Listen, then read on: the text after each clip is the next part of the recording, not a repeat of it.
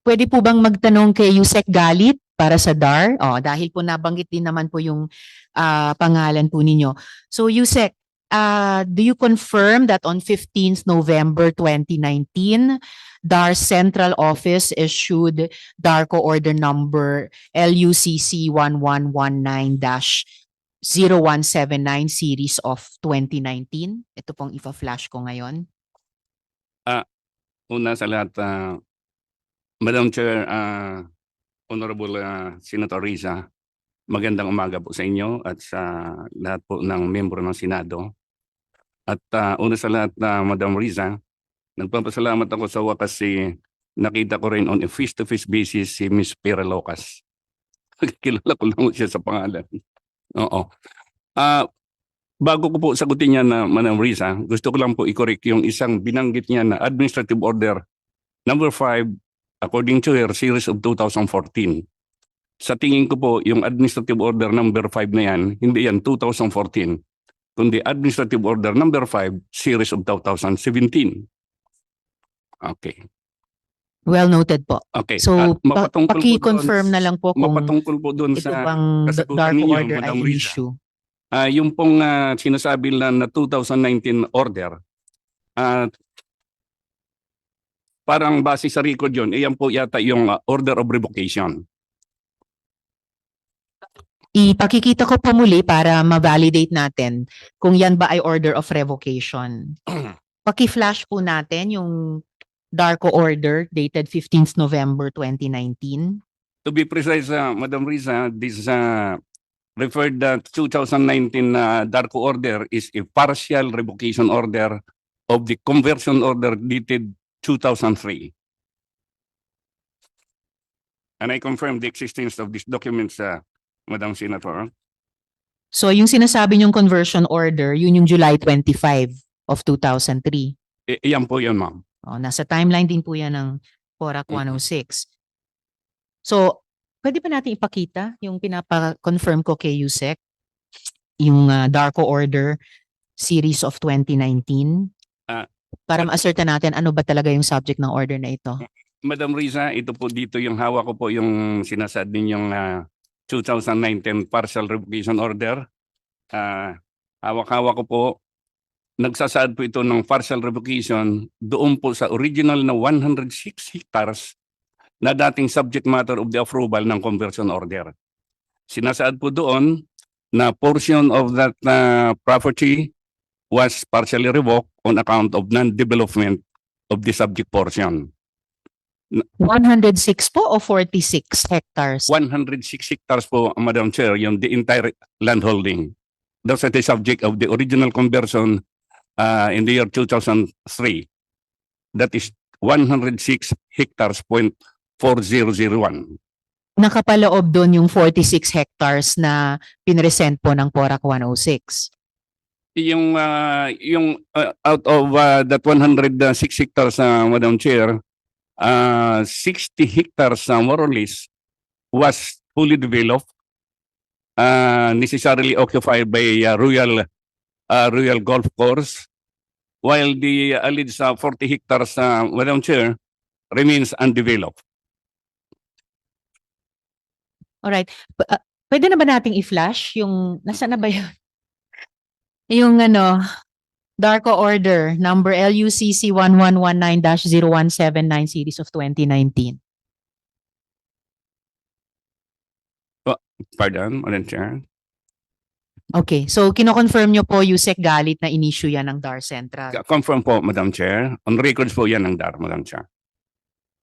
So you're confirming that this is the order. At ito dahil kino-confirm nyo po na ito mismo yung order, ito po mismo ang nakalagay.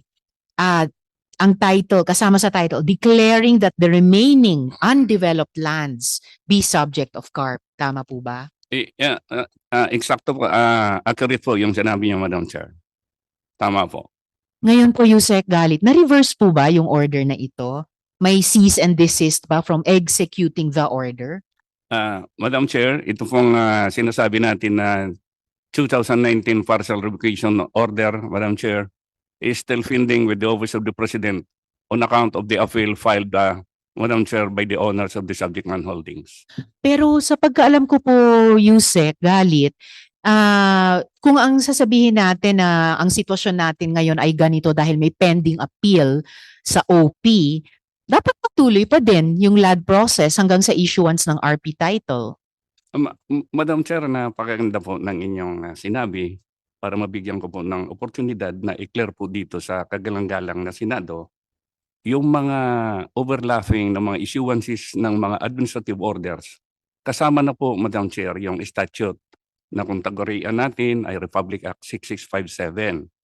Opo, sa Republic Act 6657, nakasaad po sa Section 16 na magpapatuloy po ang LAD process up to the issuance of RP title. In case na nagkaroon po ng appeal sa Office of the President, ihinto po hanggang doon sa issuance ng RP title. Ang installation at saka yung CLOA distributions ay pansamantalang ihinto hanggang walang decision ang Office of the President. Pero at least po, Yusek, kinonfirm nyo na kahit may appeal sa OP, magpapatuloy yung proseso hanggang sa issuance ng RP RP title. And in the meantime, kahit habang nakapending pa sa OP noon, hindi po ba totoo, tulad ng nakita yata natin sa timeline, there was a subsequent order dated 2022 which affirmed the 2019 order and denied the request for cease and desist, di po ba? Tama po yun na, Madam Chair, kasi nung panahon na yun, wala pa pong appeal. Niresolve po muna yung motion for consideration na i-final ng landowners. Ito po si Len Roque, represented by Roberto Cruz. The developer is PERC Development Corporation, Madam Chair. So but given yung subsequent order nung 2022, affirming the 2019 order and denying the request for cease and desist, dapat nagpatuloy po yung land acquisition and distribution, yung installation po ng agrarian reform beneficiaries. Okay, Madam Chair, kung mabibigyan niyo ako ng panahon kahit na 1 minute lang, liliwanagin ko Sige po po. yung mga administrative order issuances. Yung pong tinutukoy niya na administrative order number 5, series of 2017, iyan po ay inisyo ng dating former secretary si Kapaing Mariano. Ang substance po ng order na yon, tuloy-tuloy po ang LAD process up to the installation. Subsequently, however, Madam Chair, there was another administrative order, number 6, series of the same year, 2017, that suspended the subject provision of EO number 5. And eventually, Madam Chair, EO2, series of 2020, likewise issued, Madam Chair, which clearly dictated in no uncertain words that the subject LAD process habang pending po doon sa Office of the President cannot proceed. At ito po, Madam Chair, ay sinusuportahan din yun ng administrative order naman na inisyo naman ng Office of the President kung tawagin Administrative Order number 22 series of 2011 na kung nakapinding ang appeal sa Office of the President, hindi po pwede magpatuloy ang execution. May RP title na po ba o wala, Yusek? Wala pa pong RP title ito, Madam Chair, kasi the truth of the matter, this is not a case of an original notice of coverage. This is a case of an original conversion order which later, on account of alleged non-development of some portion of the subject land holdings, was partially revoked.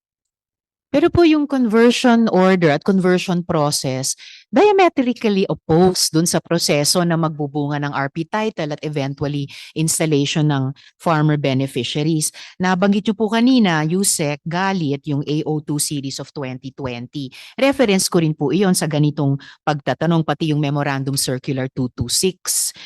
At kung may RP title na, eventually kung may RP title na, syempre, kanselado na ang title pabor sa original owner. At hindi na sila pwedeng pumasok sa kahit anong agreement over the land. And certainly, hindi sana pwedeng makapagpatayo ng higit sa 40 na mga villas na pangpogo, hindi po ba? Kung MC226, Madam Chair, pagpaminan po ako doon sa MC226 na yan, that was issued, Madam Chair, by UC Quezon Celeste, Madam Chair. When it comes, Madam Chair, to matters of national policy, it is the Secretary who has the exclusive authority, Madam Chair, to issue memorandum circular. Another thing, Madam Chair, this ito pong MC226, Madam Chair, tulad ng sinabi ko, this was supposedly superseded, Madam Chair, render ineffectual on account of the Administrative Order number 6, series of 2017, Administrative Order number 2, series of 2020. Now, dito po sa Madam Chair sa Administrative Order 02/2020, napakaliwanag po dito na ang pagka ang isang usapin na katulad po ng revocation order ay inappeal sa Office of the President, hindi po pwede magpatuloy ang DAR sa kanilang mga proseso. Ang order po sa amin ng aming kagalang-galang na kalihim ay to uphold the law, but in case of any doubt, Madam Chair, which I fully agree, always renders in favor of the farmers. That is our position, Madam Chair. Dahil gano'n naman yung position ng DAR na ina-affirm nyo, Yusek. O sige, kahit AO2 series of 2020 na lang yung pagbasihan natin. Kailangan may RP title. Kailangan makumpleto yung prosesong iyon. Ito nga po, Madam Chair, kasi kakaibang usapin po ito. Tulad ng sinabi ko kanina, kakaiba po ito kung ang original na pinag-usapan ay notice of coverage. Ito po dito, Madam Chair, is revocation order. Wala pa po talaga dito actual land process na nangyayari. Gawa ng probably on account of the giving respect, Your Honor, to the pendency of the appeal before the Office of the President. Pero may ironic situation po, Yusek, ang nangyari dito sa sitwasyon ni na Mr. Galang. Hindi pwede magpatuloy ang DAR, pero pwede gumawa ng POGO. Bakit ganun po ang nangyari? Madam Chair, maganda rin po yung katanungan ninyo kasi nga ito nga pong POGO, base po sa records sa mga dokumento na nandito po sa DAR, Madam Chair, hindi nga rin po namin makumpirma kung iyan ay talaga ay nasa loob ng 106 converted area.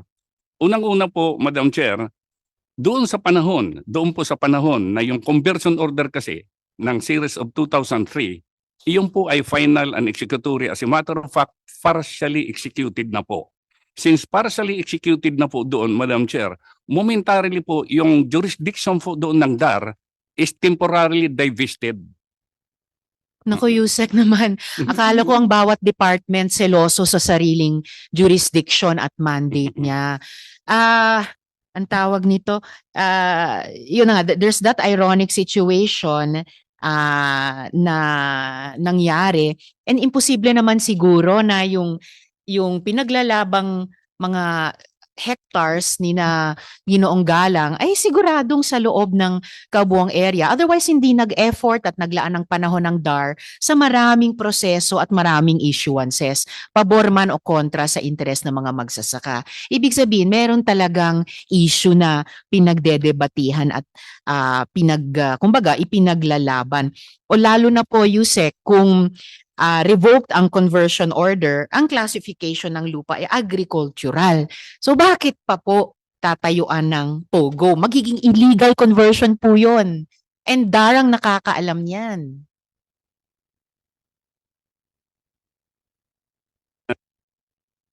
Observation ng ating Madam Chairman, pero ganito po ang pangyayari niya na Madam Chair. The moment a conversion order is issued by the DAR, Madam Chair, and the subject property is developed whether into residential, commercial, or in this particular case, this is partly eco zone, tourism zone. The moment na it was ordered, that order attains finality, the jurisdiction over that particular land holdings, Madam Chair, is momentarily relegated, Your Honors, to the regulating officers, regulating agencies such as the LGU and the DSOD. The issue about the agrarian law implementation cases disaffirmed in that particular instance, Madam Chair. Naging non-agricultural na kasi yung property. Again, Yusek, talagang nagugulat ako kapag yung mga department ay hindi nagko-compete sa isa't isa para ibida yung constituent na ipinaglalaban nila. At kung masyadong mabilis i-cede, no? Whether sa LGU or kahit sa DSUD or sa ibang departments. Masanay po ako na yung executive, yung bawat department o attached agency ay ipaglalaban talaga yung kanila. And I'm sorry to say, pero sa totoo lang, this is consistent with the pattern that I'm seeing from DAR. Gaya po ng nabanggit ni Miss Rowan kanina na bakit pag magsasaka, ang ganit-ganit ng sistema. Bakit po pag mahirap, lalong pinahihirapan? So, ironic, baliktad talaga, talagang nakaka-frustrate. Kaya po, umihingi ng tulong ang mga magsasaka sa DAR kasi kayo dapat ang champion nila sa cabinet. Hayaan nyo na yung ibang stakeholders, meron naman silang sari-sariling champion sa cabinet as proper sa gobyerno natin. And then, sa level nila sa cabinet, edi, kung sino yung pinaka may karapatan sa batas ay yun ang dapat mananaig. But okay, so if we will put the past behind us, sabihin natin, ano po yung maitataya nyo, Yusek Galit? Ano ang maitataya ng DAR sa mga magsasaka sa public hearing na ito on record tungkol sa anong gagawin ng DAR para i-distribute yung landholding kina Ginoong Galang? Madam Senator, dalawang bagay po ang sasabihin ko sa inyo po. Unang-una po, gusto ko pong ibalikan konti yung bagay na yung tungkol sa conversion order. Kung mapapansin po natin, Madam Chair, sa Section 16 ng Republic Act 6657, ang binibigyan din po doon, Madam Chair, ng pagkakataon, ng karapatan na mag-apply for conversion ay maski po yung mga magsasaka na binigyan na ng CLOA, provided na naka 5 years na sila, they have the right to apply for conversion. Then, likewise, the landowners have the right, Madam Chair, to apply for conversion. Napakaliwanag mo yan sa 6657 na sa tingin namin, Madam Chair, gawa po ng Kongreso, sumusunod po ang DAR. Ikalawa po, Madam Chair, doon sa sinabi ninyo na kung anong magagawa ng DAR, gusto ko pong ipabigay ito na isang unsolicited advice, Madam Chair, doon po sa grupo ni Pyra Lucas na nag-i-invoke doon sa execution dito sa conversion order na hindi pa nakakarating sa final and executory character, na mas maganda na isama na nila, Madam Chair, yung issue whether or not with that revocation order the DAR should proceed immediately with the coverage of the same. Because, Madam Chair, dalawa pong provision din ng batas ang nagsasalimbyan dyan. Yung Section 30 ng Republic Act 970 at saka yung Section 5 na nag-avail at saka Section 7 na modified po, Madam Chair, doon sa Section 22 naman ng 6657 na kung sakasakali po, Madam Chair, nagkaroon po ng appeal, ulitin ko, bagamat medyo nauulit ko itong bahaging ito para lang to underscore a proposition. The moment po na nagkaroon ng appeal at nakapinding po sa Office of the President, hindi po kami nakakapunta kaagad, Madam Chair, doon sa dalawang stages pa remaining, which are the issuances of CLOAs and the installation of the farmers. These two are the remaining aspects in any coverage proceedings. But nonetheless, kapag nahinog na yung RP title, hindi din na pwedeng i-convert yan. And hindi naman conversion order ang interest ng magsasaka eh. Mapasaka nila nga yung lupa nila at masaka nila, hindi i-convert sa ibang use. At yung landowner, hindi na siya landowner, dating landowner na siya. So once dapat, at ito I'm hoping mas DAR kesa pa sa amin dito sa Senado, once ma-determine nyo na qualified agrarian reform beneficiaries, dapat pinaglalaban nyo hanggang sa huli. Sorry sir, hindi ako humiling kanina ng unsolicited advice nyo kina Ms. Pyra. Yung solicited na commitment po ninyo kina Ginoong Galang ng PORAC 106. Meron po ba kayong maitataya sa kanila na maipagtagumpay na yung kanilang pagmamayari ng lupang iyan sa harap ng Madam komite? Chair, unang-una po, kami po sa present administration namin, sa Pangulo ni Secretary Conrado Estrella, Madam Chair, ang puso po namin ay sa mga magsasaka. Katunayan, Madam Chair, napakarami na namin decision, foremost of which, Madam Chair, yung decision namin sa Barangay Tinang, na kung saan 35 years in the making ng adjudication, hindi na tapos, tinapos namin sa loob lamang, Madam Chair, ng 3 buwan.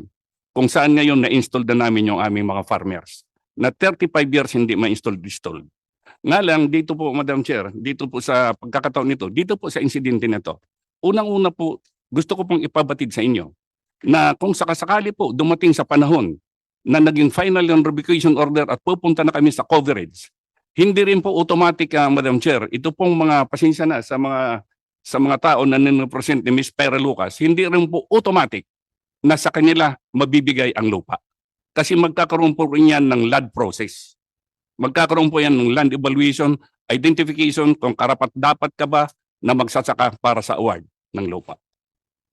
Opo, Yusek. And in fact, tumagal na ng 5 taon. More than enough time na magawa po yung processing yon. Anyway, actually po, may kalokohan pa dito eh.